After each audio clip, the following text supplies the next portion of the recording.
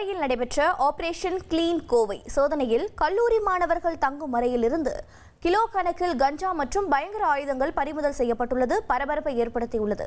இது பற்றிய கூடுதல் தகவலை செய்தியாளர் கார்த்திக் வழங்கிட கேட்கலாம். கார்த்திக், கல்லூரி மாணவர்கள் அறையிலிருந்து எப்படி கஞ்சா மற்றும் பயங்கர ஆயுதங்கள் பறிமுதல் செய்யப்பட்டிருக்கு?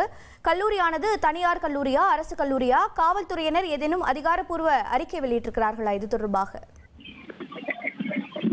வணக்கம்.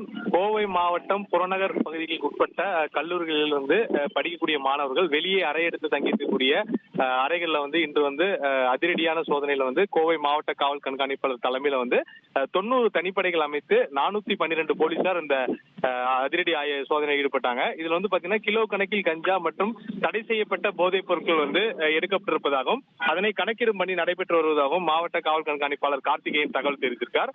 அது மட்டும் இல்லாம இந்த கல்லூரி மாணவர்கள் அறையில் முன்னாள் மாணவர்களும் இருக்கிறார்கள். அதே மாதிரி இப்போது கல்லூரியில் படிக்கக்கூடிய மாணவர்களும் இருக்காங்க. அவருடைய அறையில பயங்கர ஆயுதங்களையும் எடுத்திருக்காங்க. இது தொடர்பாக இந்த ஆயுதங்கள் எதற்காக பயன்படுத்துறது என்ற கோணத்துல விசாரணை மேற்கொண்டு இருக்காங்க. இந்த வழக்குல கைது செய்யப்பட்டவர்கள் கைது நடவடிக்கையும் மற்றும் சிறையில் அடைக்கக்கூடிய சம்பவம் நடைபெறும் என தெரிவித்தாங்க. இன்று மாலை எத்தனை பேர் கைது செய்யப்படுகிறார்கள், எவ்வளவு பேர் சிறைக்கு அனுப்பப்படுகிறார்கள் என்ற விரிவான அறிக்கையை மாவட்ட காவல் கண்காணிப்பாளர்கள் தரப்புல கொடுக்கப்படும் என தெரிவிக்கப்பட்டிருக்கு. கல்லூரி மாணவர்கள் அறையில் தடை செய்யப்பட்ட போதைப் பொருட்கள் மற்றும் ஆயுதங்கள் எடுத்தது பெரும் அதிர்ச்சியை ஏற்படுத்தியிருக்கு.